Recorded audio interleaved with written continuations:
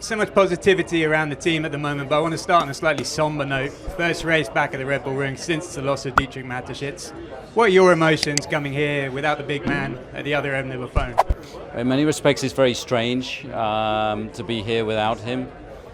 Such a big presence, the reason that we're here. But you can feel his presence everywhere we are, though. I mean, the passion that he had, what he created here at this circuit, the hotels, the local area, everything that he invested. It's all testimony to him. So his spirit, you feel, and it continues to live on. Very sad on one hand, but he's still with us.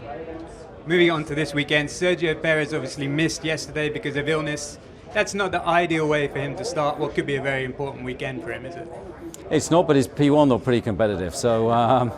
So definitely the medicine he took yesterday seemed to sort him out. So he's in much better shape this morning. So hopefully that form can continue through into quali.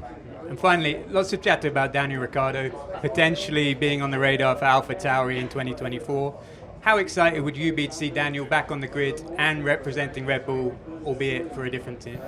Well, look, I think first of all, Daniel's doing a great job for us in the third driver role. He's going to be doing a Pirelli tire test, coming up fairly shortly, and we'll see how he performs in that test. And I think that then gives a snapshot into what is his motivation, how's he feeling. And certainly in the virtual world, he's doing a great job, and he's a great option for Alphatauri to consider.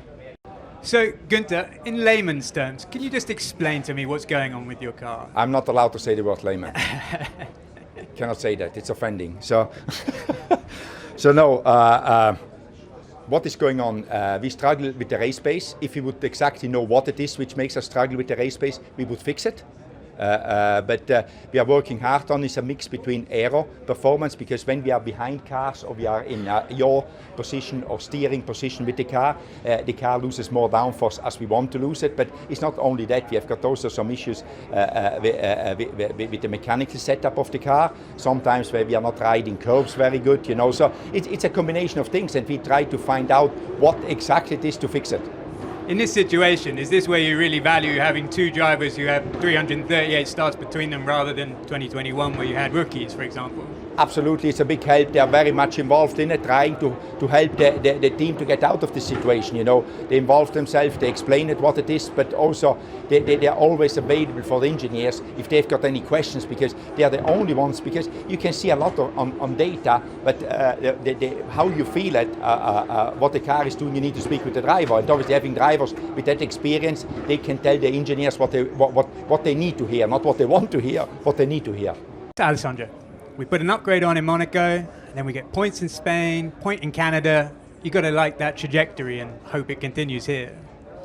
Upgrades have been super important for us. We expected to improve our car performance with the upgrade that was planned for Imola. We introduced in Monaco. We need still to maximize the performance of this package and extract more, especially on qualifying.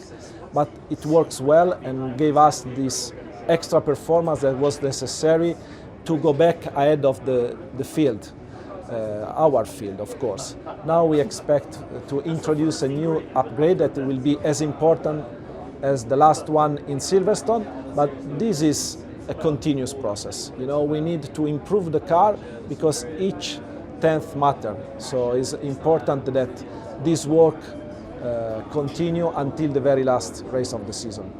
Big news earlier this month. New technical director James Key, he'll be starting on September the 1st, but how frustrating is that wait for him to get off gardening leave and join you when other teams are starting to look towards 2024 already? For us, it's a big appointment, and James Key appointment is a statement of intent for Sauber Motorsport.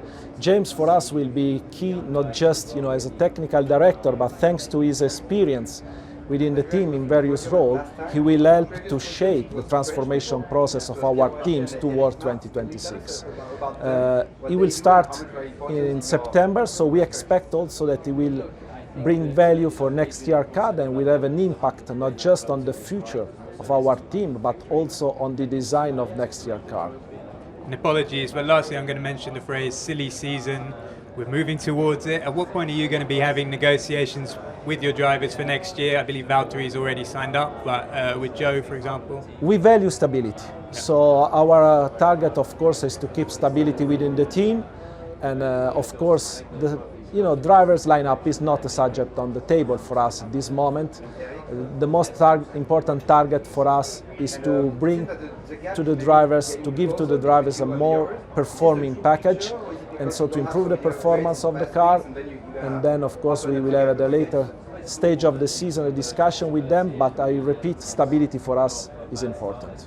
So, Franz, we know that soon you'll be leaving Toro Rosso as team principal. You'll still have the consultant role. It's been a difficult season so far. For a true racer like you, how much does it hurt in your heart, the results you're seeing on track at the moment? This hurts me a lot, because normally I sleep quite well, but our present position in the Constructors' Championship keeps me sometimes a little bit awake during the night, because this is totally unacceptable, and I hope that in the next races we will do a better job to score more points and to get rid of the last position. Lots of talk around this weekend of potential name change for Scuderia Alphatauri for 2024, also more sharing of parts with Red Bull. What can you tell us about that and the plans in place currently? At this period of the year, all the teams negotiate with sponsors, and of course there are companies, they are interested in a title sponsorship or even in a team name change. We are negotiating different possibilities, and we try to get the best possible commercial outcome, and this is a process which takes time. That means I assume in the next 3, 4, 5 months it will be decided, but not earlier. Also a lot of talk about Daniel Ricciardo potentially being an option for the team for next year. Is that a realistic option? And also, what memories do you have of working with him in 2012 and 2013 at the team? In Formula One you never should say no. Everything is possible.